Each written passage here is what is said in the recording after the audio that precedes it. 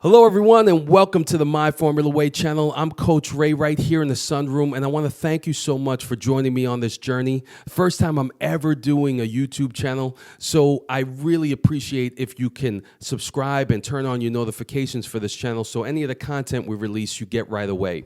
And my goal and intention here is to have in-depth discussions with leaders in our community to talk about their life's journey, obstacles they face, challenges they've overcome, and how they strive to live their lives filled with strength in the body, peace in the mind, freedom in the spirit, and love in the heart, the MyFOURmula Way. And I want to give a big shout out to Alex Silva. He's the person behind the scenes doing the video production and the first of this kind for him. So I really want to help and support him. You can check him out on Instagram at chino.mov. So I really hope you enjoy the content that you're going to be watching and listening to. And until we connect again, be healthy, be well, salute. Welcome, everyone, to the MyFOURmula Way. I'm Coach Ray, and I got my man right here, chino.mov, Alex Silva, on the ones and twos and threes and fours behind the scenes. And I just am, again, so excited to have this episode with an amazing human being that I've gotten to know over the years, Maritza Calderon, or did I say it right? Calderon-Caballero. See, I messed it up already. But I know her as Maritza, and she has been a force of nature that I've seen in the city of Newburgh and in the Hudson Valley, Orange County. She has just... she's a person that just enlightens people when she walks into the room, and she's so giving. She is a pharmacist, she's a mom, she's a wife, she's a daughter. She's just an amazing human being, and it is my honor to have you here and to be on the show. So thank you for coming. Thank you for having me and considering me. Absolutely, man. Why not? And I know you've gone through ups and downs in your life and a lot of challenges over the years, but you're also a great supporter of anything that has to do with fundraising for Puerto Rico. You've been posting things all over the place, and you're involved in these events and fundraising. You're also involved in causes for cancer and Zumba. She's an unbelievable Zumba instructor. So what I want to talk about is just all these things that you've been involved in, but really taking it back to your childhood and growing up and how you were born and raised and where you were born and raised and what that journey's been like for you. Well, I was born in the Bronx. Yeah. And, BX and Boogie Down. But came up here as a baby. My dad was transferred, found a job up here, transferred up here. So I grew up in the city of Newburgh on Bayview Terrace with the view of the Hudson River, the most beautiful view. And went to private school. I went to St. Francis, dealt with some things there, made me the person, lots of racism in Newburgh at the time, still to this day, but it was pretty bad back then.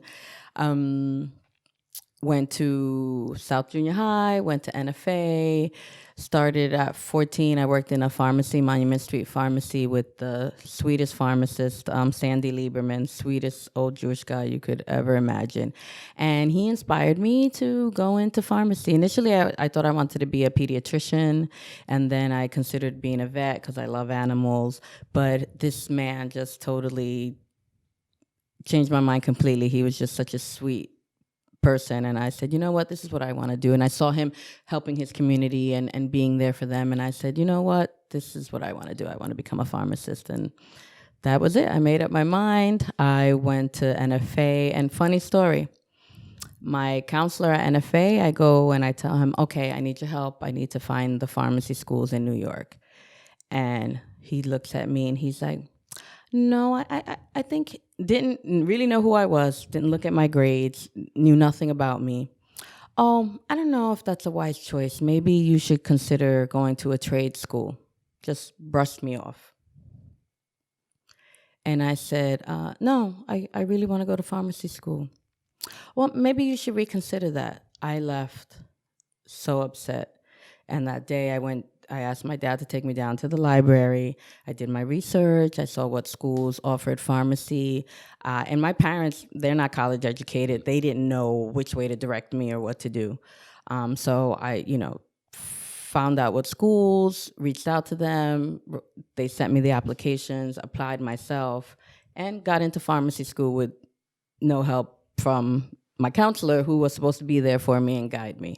So it was a pivotal moment in my life where I said, I need to do what I need to do for me, because there's a lot of people out there that, they see a young Black girl, a young Latina girl, they're not going to make that effort to help us. So we need to help ourselves. And as we get older, try to help others, which has been a mission of mine. So, which you've done amazing at. So what do you think kind of drove you to want to pursue something like that? What was kind of inside you that said, I really want to do this, so I really want to find out more about this? I knew it was a field dominated by men. Back then, Jewish men. There was a pharmacy on William Street called Geraci's. And my dad was good friends with the pharmacist there, and he took me in there and told the pharmacist, oh, my daughter wants to become a pharmacist. And he's like, oh, you shouldn't do that. Go to medical school or become a doctor, or, but don't. And even he tried to, push me another way, and I said, no, this is what I want to do. So now pharmacy is made up more than 50% of women. So there's more women now in the field, but back then there really weren't. So that was kind of like my drive, like, especially when people tell you can't do something, that's when you're like, no, yes I can, and watch me. So that was a big thing. And that's what's interesting, because some people, they go down on that, but some people, it lifts them up. So just that drive to have that desire to want to keep moving forward, and the fact that you have parents that really didn't know much about that. So tell me a little bit about their background and kind of where they grew up and kind of came to New York. What did they come from? Puerto Rico. Puerto They Rico. came from Puerto Rico. Yeah. My mother's from Old San Juan. Oh, okay. And my dad was a country boy. He's from Morovis. And they met in Brooklyn. So in Los Sures de Brooklyn. Yeah. And they, when they first came from Puerto Rico, my dad moved to 116th Street. My mom lived in Chelsea with her sister. And then somehow, although they both first came to Manhattan, then they eventually moved to Brooklyn, and they ended up meeting in Brooklyn, which was pretty cool. So, and then my dad was working for a company that moved up here, and they asked him to come up here and manage the store for them. And this is how we ended up in Newburgh. Wow. So when did you start from college? What college did you go to? LIU in Brooklyn. Oh, wow. Oh, so you were down there in Brooklyn and for LIU. Yes. And then bringing yourself up to the Hudson Valley and Newburgh as far as working was concerned. Did you start off working in Newburgh, or? I did not. I Okay. had no intention of returning back to Newburgh. Oh, wow. I dealt with a lot of stuff in Newburgh that I Mm-hmm. just I said, okay, I'm going to school in the city. I'm going to be a city girl. I'm not coming back to Newburgh. My parents stayed in Newburgh. And then I met my husband, had my daughter, and I said, I need to go back to Newburgh. Wow. I need to raise my children in Newburgh. Okay. And so you guys met down there in the city and then moved up here when the children were born already, or when my daughter was born, we had just bought a house in Brooklyn. Okay. We hadn't even been in the house a year, and then I became pregnant. I had my daughter, and I said, we need to move. My mother and father are upstate. I need to be near my family, help me raise my daughter. My mother had just retired. His family was all still working, so I'm like, we're moving back to Newburgh. And he was a city boy. He's like, what? Newburgh? Let's go. So we came back up to Newburgh. I said, yeah, I grew up in Newburgh, and I think I did okay, and I want the same experience for my children. So, and you felt a sense probably of community, like Yes. you're familiar with it, even though you might have gone through some struggles and trials and tribulations, you felt that it felt comfortable to you and you wanted to be back in that. Yes. Which is so great. And I got to ask though, when did your love for music come into play? Because I know, we've talked many times on house music and hip hop and love every salsa kind of and music, merengue, yes. everything. When did that start? Did that start when you were really young? Yes, from my parents, actually. My father's a huge salsa lover, but my parents were both very much into like Motown, loved Motown, and I grew up listening to all types of music. So my parents actually instilled that love into me. That's awesome. And how about dance? Because I know you started dancing probably early on. What was it like growing up, maybe in Newburgh, and then going to the city. What were those experiences like as far as dancing and going to clubs and things like that? Well, as a young girl, I loved dance and would ask my dad. I don't know if my dad wanted a boy. You know, Dad, can I take dance lessons? No. No. Play basketball or play baseball. Like I was on the basketball team at St. Francis. And I'm like, but Dad, I want to dance. He's like, well, you might hurt yourself. I'm like, what? I might hurt myself playing basketball. For some reason, like he's like, I don't know if he didn't have time to take me to lessons, or he was already paying for private school. I don't know if he could afford additional dance lessons, whatever the case was. But he kind of, turned me away from like professional lessons, but I just loved it. It was inside me. So any chance I got, I danced and danced. And then when I went to college in the city, that was like the mecca of the big clubs at that time. My very first day in Brooklyn, another friend of mine's from NFA that ended up going to LIU too. We jumped on a train, not knowing where we were going, went into Manhattan, got off, and went to Studio 54. Yeah. Don't ask me how we got there. We found it. We made it. We danced all night long, and that was just it. I was like hooked. In the clubs all the time. I don't even know. I was on probation my first semester in college. And even if you ask people that I went to school with, to LIU, and they're like, oh, well, if someone I haven't seen in a long time, and they're like, what are you doing? I'm like, I became a pharmacist. And they're like, no, you were always out clubbing and dancing. Stop it. And I'm like, no, but I finished. I became a pharmacist. They're like, no way. So everybody that knows me knew how much I love to dance. Even like in the clubs, I would have people ask me, especially like house music. I would have like Barbara Tucker ask me if I would go on tour with her. My friends danced for Mariah Carey. They would tell me to go audition. And I'm like, well, my dad would kill me if I left pharmacy school to go dance around the world, even though that's what I really wanted to do. I said, no, I didn't want to stir any pots at my house, so I didn't do that. But, eventually as the years went on, Zumba came into my life and kind of helped, feed the soul with more dance. Absolutely. And that was your spirit calling, you know what I mean? And so what kind of drove you to, as you say, like in college, you went to college the first semester, struggled somewhat. What was that change in you that started to be like, you know what, I really have to pay attention to working harder with school? Because a lot of times that happens to college students. You go into it, you realize, oh, wow, this is a little bit more difficult to handle than I thought, especially on the social aspect, I'm sure.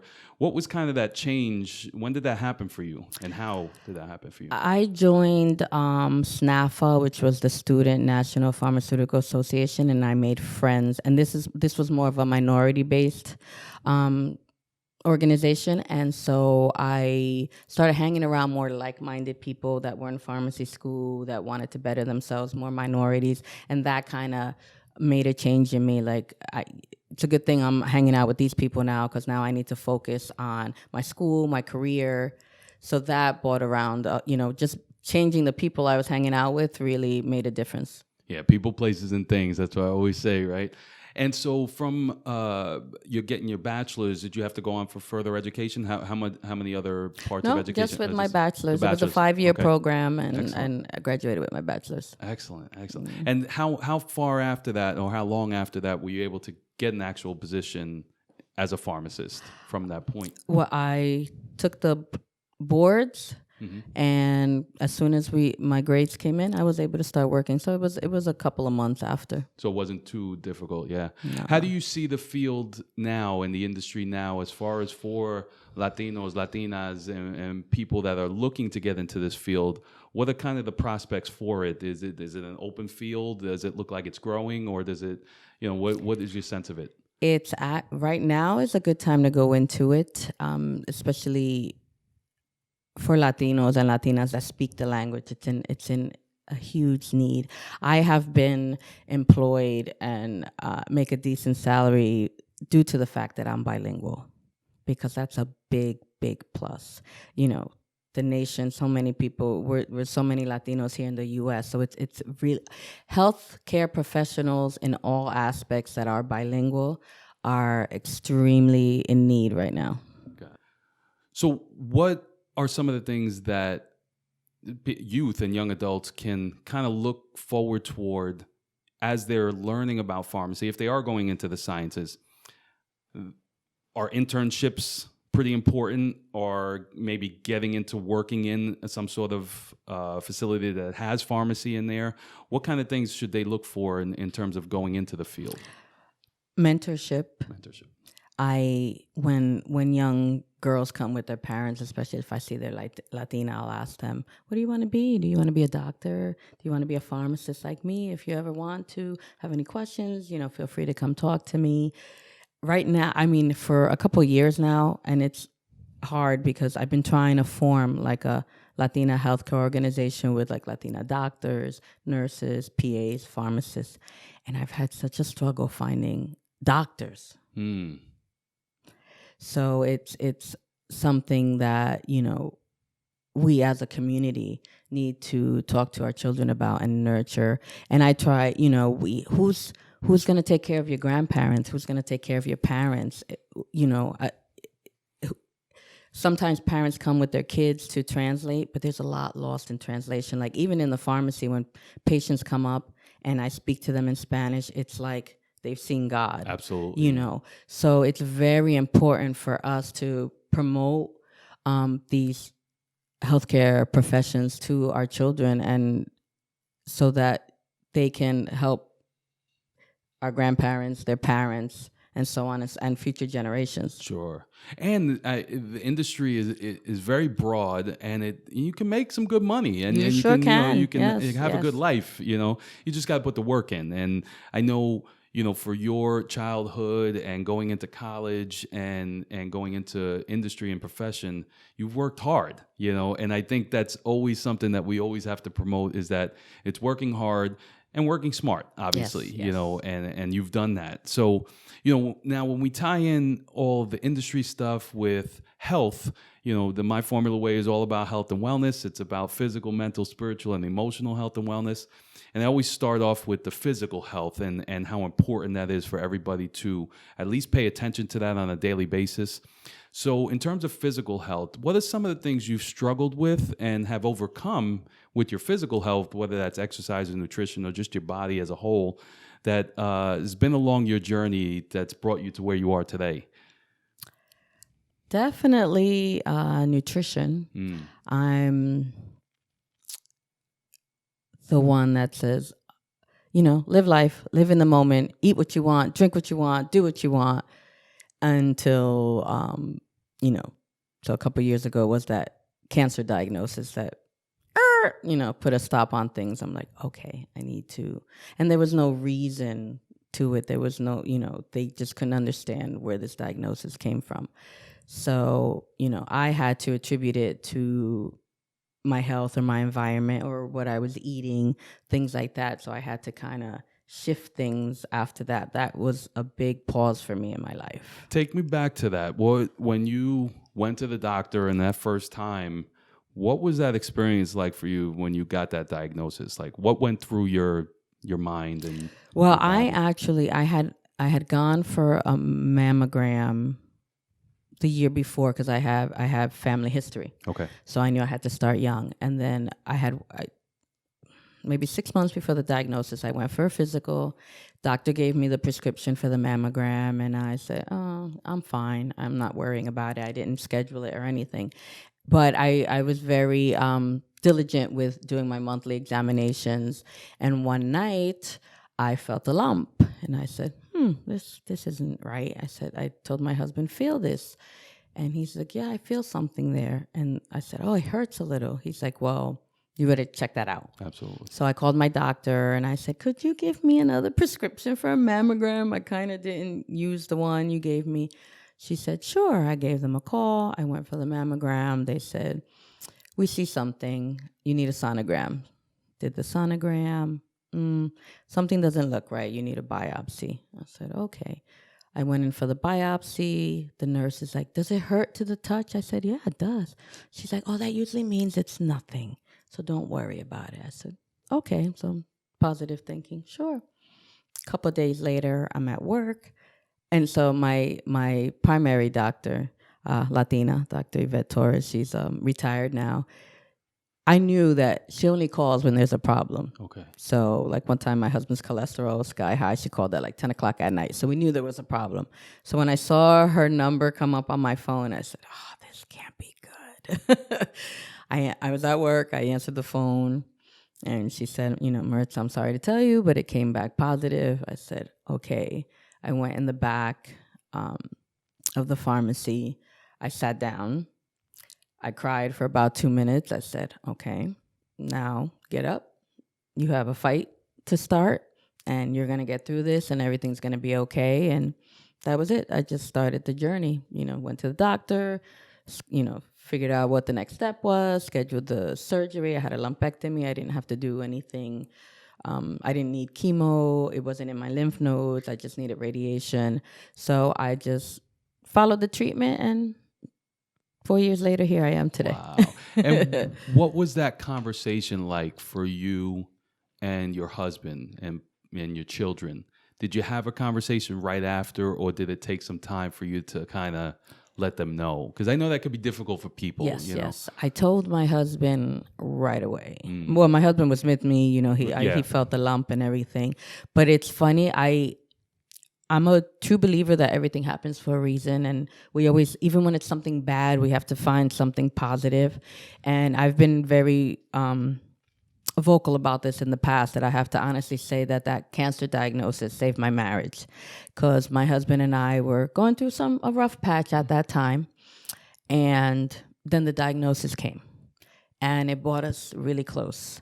And I say it saved our marriage. So although, I'm getting this could be deadly diagnosis, it reflourished our marriage and our love. And then together we told our children, and they took it very well. We're trying to raise strong children too. Absolutely. Try to think positive.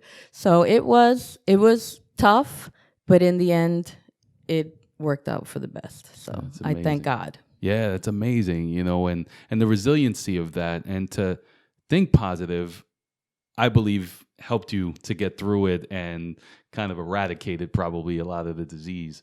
And now I know that possibly brought you, when did Zumba come into play, your exercise? Did that come before the diagnosis, or was it after? That came before. Okay. That came, I started doing Zumba. Well, it's funny because when Zumba first came out, my sister-in-law, I went to her house and she had the VHS, and she's like, "Look, Mari, there's this new workout I've been doing. It's like salsa merengue." And she put it in, and I was like, I could do that at home. I could dance salsa merengue at home, no big deal, right? And then a second DVD came out, and I started watching, and I said, "This looks like fun." I started doing the DVD at home, and then I started looking for classes in the area. I went to one class, and it was a Caucasian woman teaching it, so it didn't quite have that flavor. I went to the second class, same thing. I said, Then I found a Latina instructor, and it was like, whoa. Yeah. So was going to her classes, found another instructor, same thing. And then they were like, "You need to do this. You love to do this." And one instructor was in Washingtonville, one was in New Windsor, so there wasn't really anyone in the city of Newburgh. So I said, okay, and I became an instructor and started teaching classes in the city of Newburgh. And my goal was to get people moving, exercising. And you walk around, if you're with me in the city of Newburgh, everyone's like, "Oh, the crazy Zumba lady, that's the Zumba lady." And Everybody knows you. I'm a pharmacist first, no, but they only know the crazy Zumba lady. Exactly. So, hey, it's been a journey. This year will be my 10th year teaching Zumba, and I love it. It brings me joy. It brings me joy to bring others joy. It's just been a wonderful journey. Yes. And what did it take for you to get those first classes going? Because a lot of people, they may become instructors, but it's difficult to kind of start your own thing. It's, this podcast too is also about entrepreneurship to a certain extent, of getting out there and finding your thing and then doing your thing. What was that like for you to start your first class? How did you do that? Initially, it wasn't too hard because Zumba was pretty new to the area. It was like the new cool workout, so people were coming and we were having a good time. And then a couple of years into it, it kind of slowed down. I was over at the Y on Broadway in Newburgh, and at that point there was a huge following. We'd have our classes would be packed, and then they closed. And then, you know how some Latinos, they don't like change. They're not good with change. I moved to the Ritz. I moved to the Armory. And the Ritz, they said down there was scary. They didn't want to go down there. The Armory. So I had a couple years where it was up and down, to the point where I was like, okay, God, I'm going to stop doing this because people aren't enjoying it. I guess it's run its course. And it's the weirdest thing that when I threw that out there, all of a sudden everybody started coming back. So, and then, and it has its moments. Like when the weather gets nice, people prefer to work out outside, and I lose a couple people. Then in the fall they'll come back, or in January, forget about January. Everybody signs up. It has its ups and downs, but I still enjoy it. I give my all to my class, whether it's 4 people or 20 people, and they know that.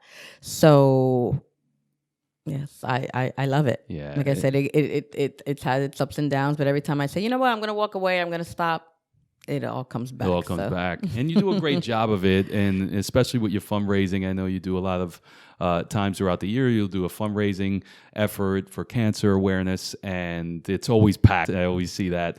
And it's such a great thing that you were able to take that, that time in your life that was a big struggle, and you turned it around into something that's so positive for so many people. And I'm sure throughout that you've built relationships with people, and probably have heard tons of stories of people overcoming things. Yes. And to be a leader in that way is so important for people to know that, whatever it is that you go through, a lot of times things happen for you as opposed to you. And, how it's helped you with your marriage. It's helped you with, making sure that it continues your exercise and gives you that purpose, which is such an important thing that people need to understand. And now, what of those physical attributes in terms of nutrition and exercise kind of help you to feed your mental health? And, with MyFOURmula Way, we work on the physical that also leads to the mental health.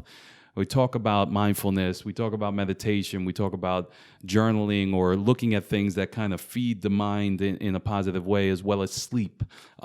So just to touch upon that, what has been your journey with mental health and how the physical health has helped that in a way for you to continue to do all the great things you're doing?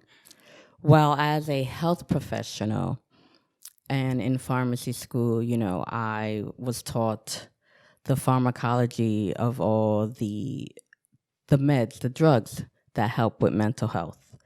And I could, I learned the drugs and I learned the pharmacology and what they do and how they affect the brain and the body and everything.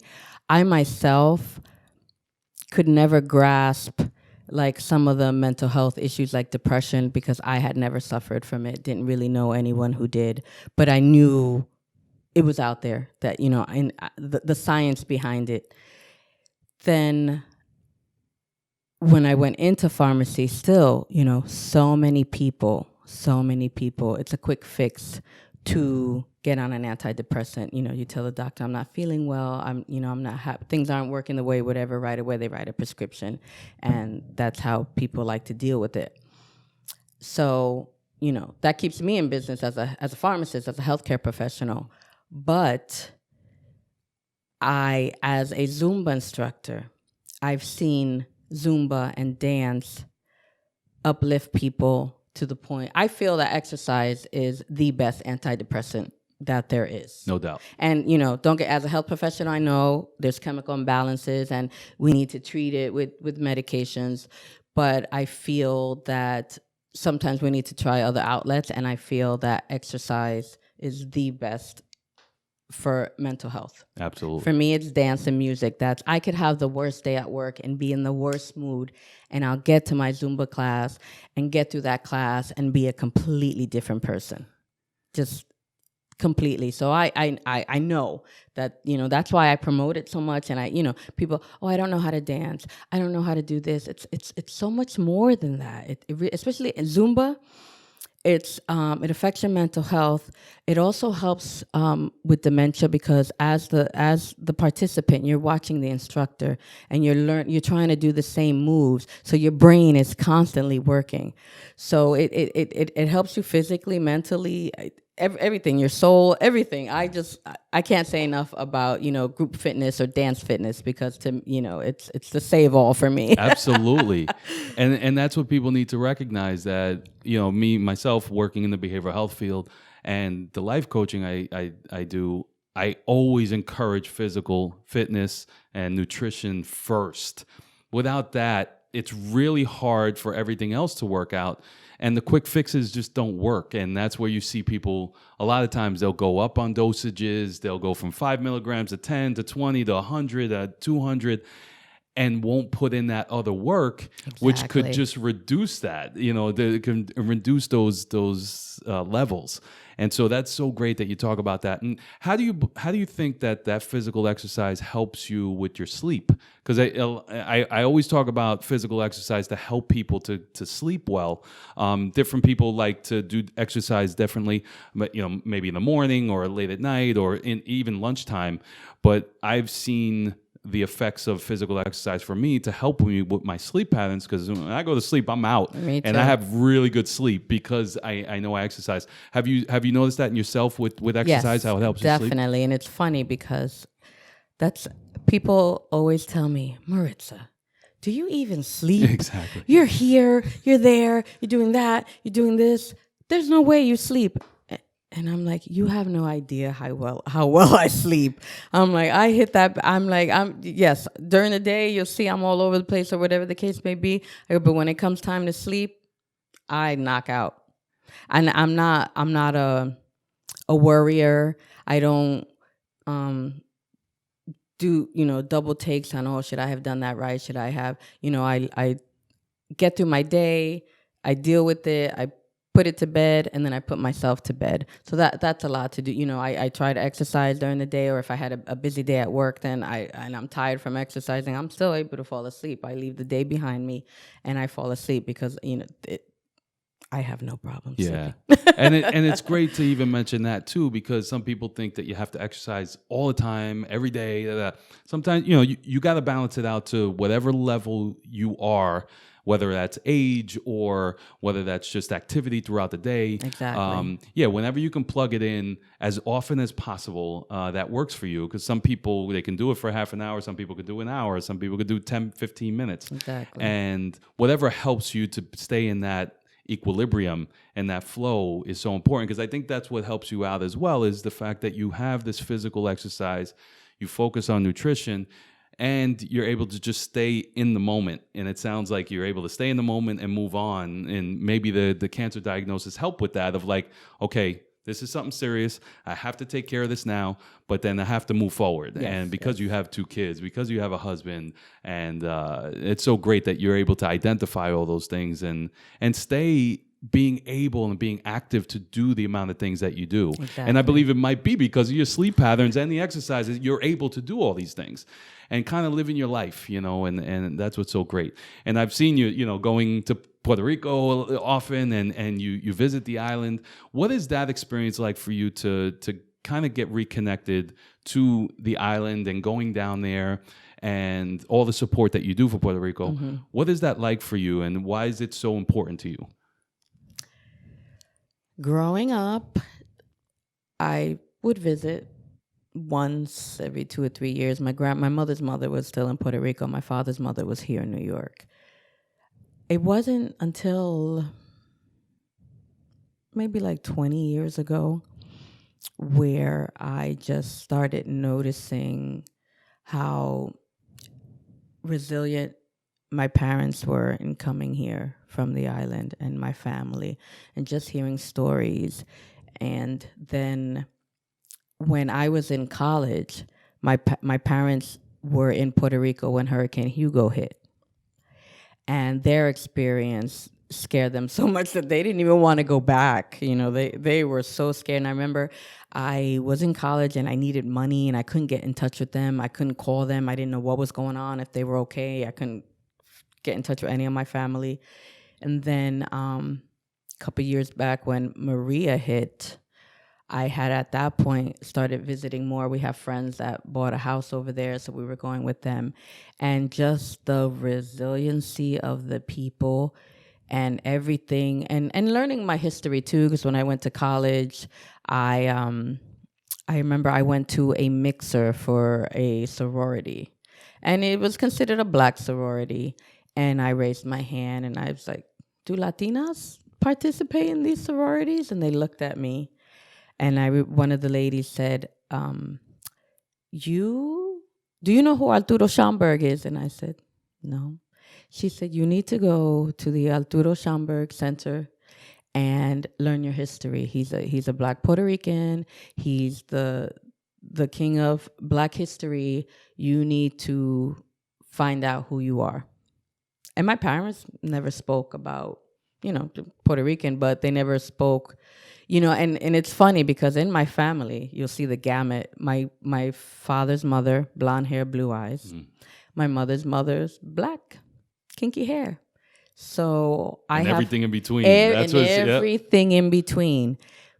And when my dad went to marry my mom, his mom said, oh, she's too dark. You're going to ruin the family. Isn't that amazing? We're all from the same place. Exactly. So when I went to college and started doing my research and learning my ancestry and everything, I would come home and talk to my parents and kind of, teach my parents. My dad wasn't as embracing with my mom. And so, just like I said, as the years went on and I learned more about our history, and then just, seeing my family, what they went through, and then a couple years back when Maria hit, and just saw just how they made it through that. And now recently with these earthquakes, they're still moving ahead. And I can't even imagine the mental health issues going down there right now. Big time. I can't. I'm anxious for them. I have anxiety for them. So I can't even imagine being on that island. So I'm just so proud of the island and the people and what they've overcome and what they're fighting for now and what they're still doing. I plan to retire there. Yeah. I'm done here. I'm going straight back to that island. That's great. Yeah, and that resiliency just it goes through our veins, which is amazing, and all the racial things throughout, because I have the same thing in my family of the the different colors and the different, and to me, I love that. I love the fact that we're all three. Oh my we God. have, I love it. We're black, we're white, we have everything inside of us, and I think it just makes us such a robust people. And well, there is a study. There is a study based out of, I think it's England. It was might be Cambridge or something, that the genetic makeup of Puerto Ricans is the most perfect human being based on our genes. So, I always tell people, because I'm perfect. I'm perfect. There's a study about it. I'll take that. There's I'll a take study it. about it. But yes, because we're that hodgepodge of everything, hybrid, it makes us genetically closest to what a perfect person would be. Wow. So that I thought that was so it. awesome. When I read that study, I said, I'll take that. Yeah. And if anybody wants to refute it, we're going to fight about it. Exactly. But yeah, and that's what's so great about the island and that connection to the people. And I believe that leads into spirit, the spiritual health part of the MyFOURmula way, what I call freedom in the spirit, is really about what's inside, what's our inspiration, why we believe what we believe in. I always believe that religion is a pathway to your spirituality.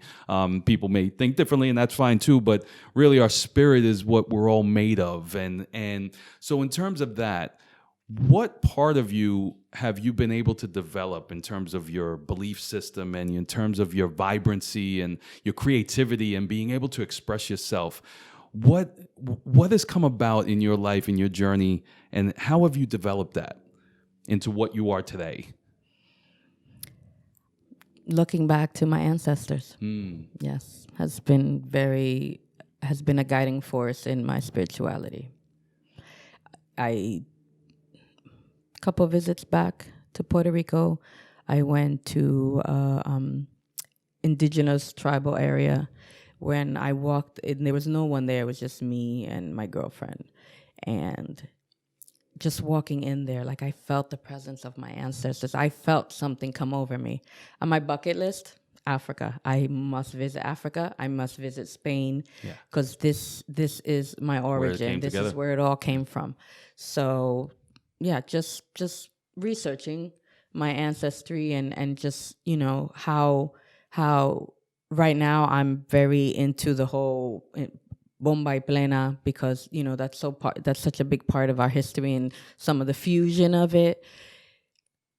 Yeah, that's what guides me. That's awesome. Yeah. And I'm sure that has led you to be able to create events in the summer and in the winter. Tell us a little bit about the events that you help put together in terms of salsa and fun and things like that over at Safe Harbors and things of that nature. What kind of led you to get involved in that, and what are those about? Well, I'm all about diversity, and Newburgh at times.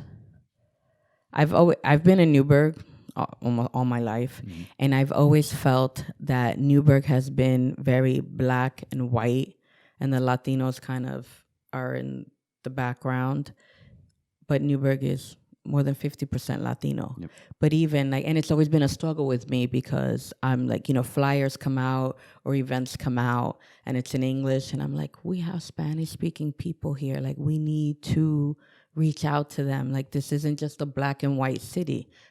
It's a black, brown, and white city, and we need to include everyone. I'm very happy that I found Safe Harbors. Safe Harbors has allowed me to create events and to bring our culture and the Latino culture of Newburgh to the forefront.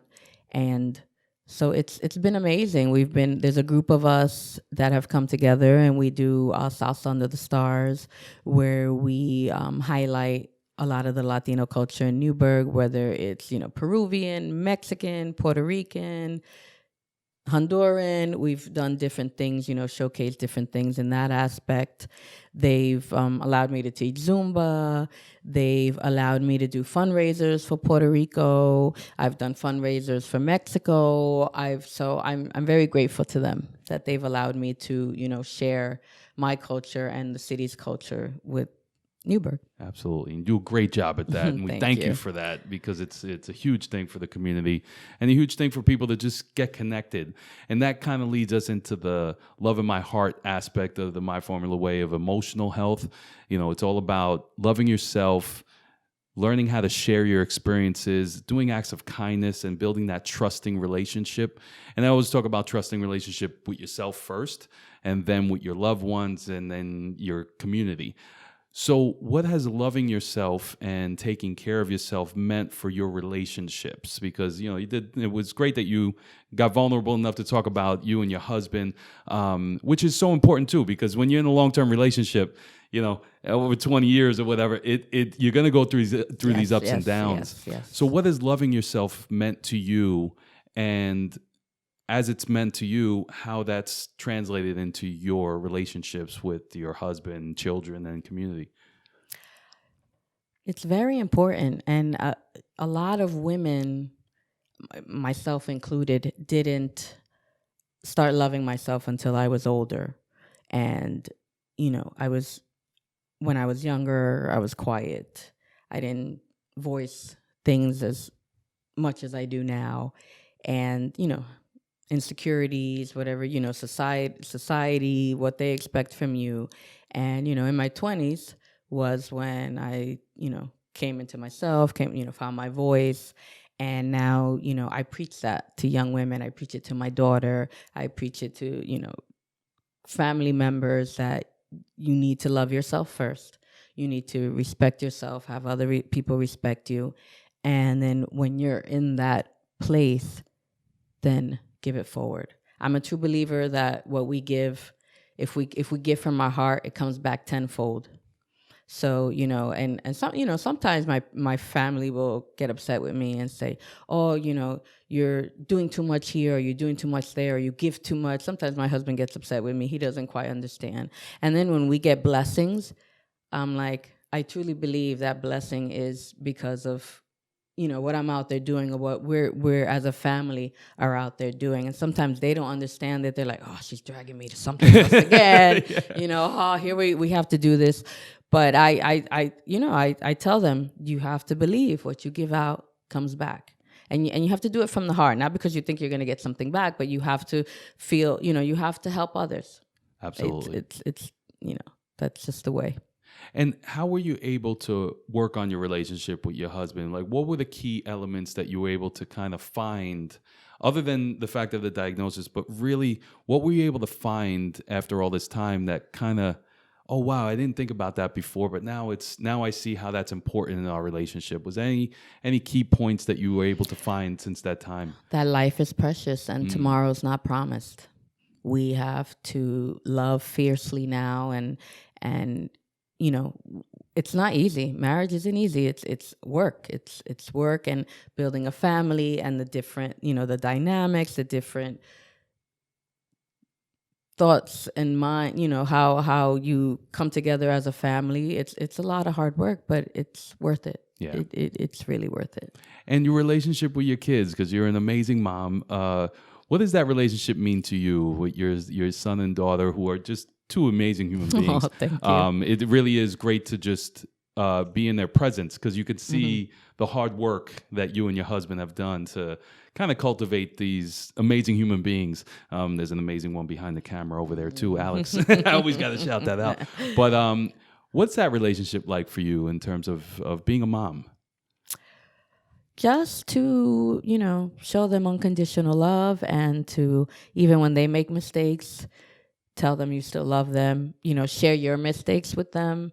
They can't, you can't seem like you're the perfect parent or the perfect person. So be vulnerable with them, share some of your mistakes and what you've learned, and just to, constantly let them know you love them no matter what. Yeah. Whatever happens. Excellent. And, just so many gems you threw down here, which was so amazing, because learning how to work through health and wellness, learning how to work through, being told things that change your life, and then learning how to just work hard along this path of the journey of life is just so important for our listeners to hear, embrace, and understand, and know that other people have been through it. Yes, I think that's the yes. key thing. And being the mentor like you are, I think it's just so important for young adults to find that there are people out there, and there's a pharmacist, and she's Latina. Wow, maybe that's something I can do one day.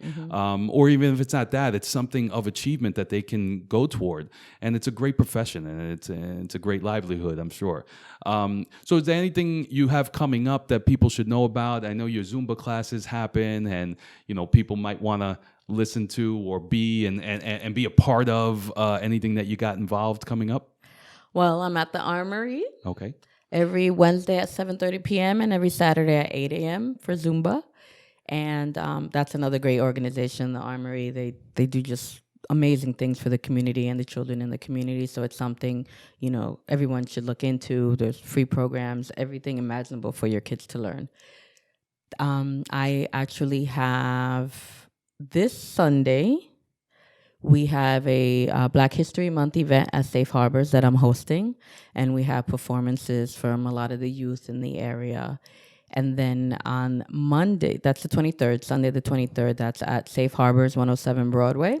And then Monday, I'm part of a NFA fundraiser for Puerto Rico, and I choreographed some dances for some of the girls, and we're going to do salsa lessons. So just a few of the things I'm working on. Awesome.